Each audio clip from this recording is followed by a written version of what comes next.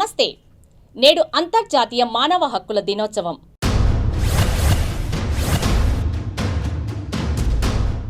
అణచివేత కారణంగానే మానవ హక్కులకు భంగం కలుగుతుంది.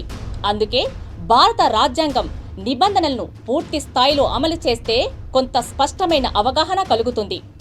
రాజ్యాంగానికి లోబడి మానవ సమాజం పనిచేసినప్పుడే మానవ హక్కులకు రక్షణ కలుగుతుంది అనే మాట వాస్తవం.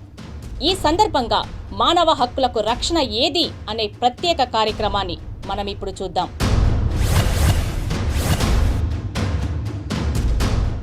ప్రతి ఒక్కరికి రంగు, జాతి, కుల, మత, దేశ, ప్రాంత, లింగ భేదం లేకుండా స్వేచ్ఛగా జీవించడానికి ఫ్రాన్స్ రాజధాని ప్యారిస్లో ఐక్యరాజ్య సమితి జనరల్ అసెంబ్లీ విశ్వ మానవ హక్కుల తీర్మానాన్ని 1948 డిసెంబర్ 10వ తేదీన ఆమోదించారు. అందుకే ఈ రోజుని అంతర్జాతీయ మానవ హక్కుల దినోత్సవంగా జరుపుకుంటారు. మనిషి ఒంటరిగా జీవించలేక కుటుంబ వ్యవస్థను ఏర్పాటు చేసుకున్నాడు. మనిషి సక్రమమైన కొన్ని నిర్దిష్టమైన నియమ నిబంధనలను ఏర్పరచుకున్నాడు. ఈ పద్ధతుల ద్వారా తోటి మానవులకు ఇబ్బంది కలగకుండా తన మనుగడ సాఫీగా సాగడానికి, సమాజంలో స్వేచ్ఛగా జీవించడానికి, మరొకరి స్వేచ్ఛకు ఇబ్బంది కలగకుండా ఉండడానికి అన్నింటికీ ఒక రాజ్యాంగాన్ని ఏర్పరచుకున్నారు. రాజ్యాంగబద్ధంగా ఇచ్చిన హక్కులకు భంగం ఏర్పడినప్పుడే మనిషి మనుగడ ప్రశ్నార్థకమవుతుంది.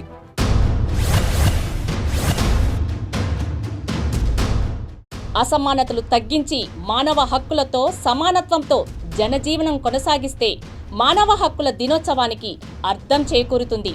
1994 నుంచి మానవ హక్కుల పరిరక్షణ చట్టం మన దేశంలో అమలవుతోంది. ప్రతి దేశంలోనే ప్రజలు తమ మనోభిష్టాలకు, సక్రమ పాలనకు అనుగుణంగా రాజ్యాంగంలో ఎన్నో నియమ నిబంధనలను ఏర్పరచుకున్నారు. మానవ హక్కులతో సంఘంతో ముడిపడిన ఆర్థిక వ్యవస్థ పేదరిక నిర్మూలనకు నిజమైన మార్గానికి దారితీస్తుంది. అంటే మానవ హక్కుల పరిరక్షణ జరిగినట్లే అని అర్థం.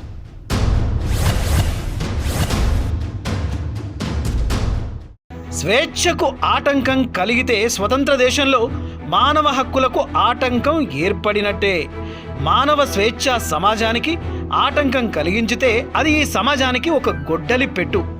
మానవ సమాజంలో మానవ హక్కుల కోసం ఎన్నో పోరాటాలు జరిగాయి. అలాంటి పోరాటాల ద్వారానే భారతదేశం లాంటి గొప్ప దేశాల్లో అనేక దేశాలు పరాయి దేశాల పీడన నుంచి విముక్తి చెందాయి.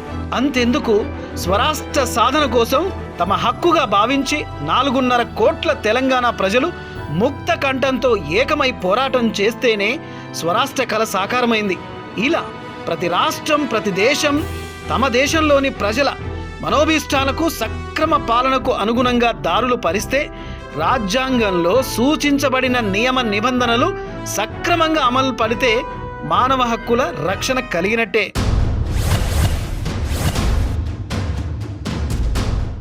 విభిన్న కులాలు, విభిన్న మతాలు, విభిన్న సంస్కృతుల సమాహారమే మన భారతదేశం.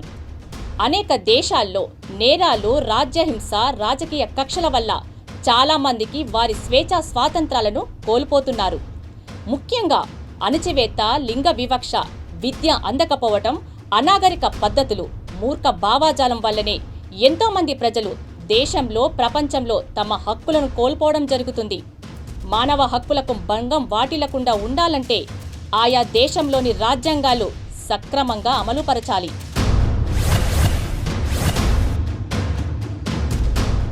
ప్రపంచంలోని మానవ హక్కుల సంఘాలు మన భారతదేశంపై ఘాటుగా విమర్శలు చేశాయి.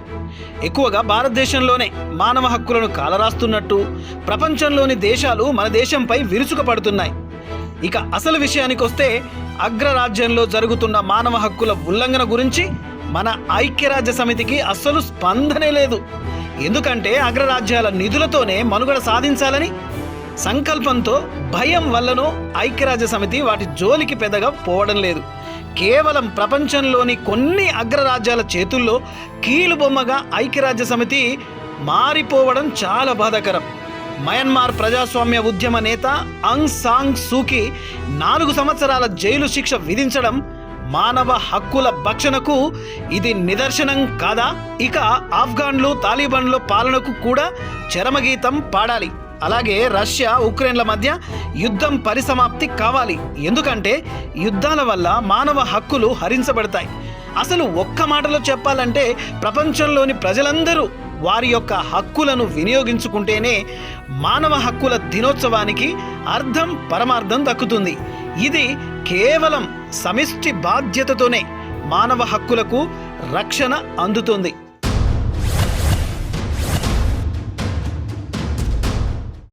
మానవ హక్కుల సందేశాలు ప్రజల యొక్క హక్కులకు స్వాంతన చేకూర్చలేవు. మానవ హక్కులకు భంగం కలగకుండా బాధితులకు సకాలంలో న్యాయం అందినప్పుడే చట్టాల పట్ల ప్రజలకు ఎనలేని గౌరవం పెరుగుతుంది. ఉగ్రవాదానికి ఊతమిచ్చే సందేశాలు, ఆయా దేశాలు మానవ హక్కుల గురించి మాట్లాడడం నిజంగా దయ్యాలు వేదాలు వల్లించినట్లే అవుతుంది. అది కేవలం చట్ట పరిమితికి లోబడి పని చేసినప్పుడే మానవ హక్కులకు భంగం వాటిల్లకుండా ఉంటుంది.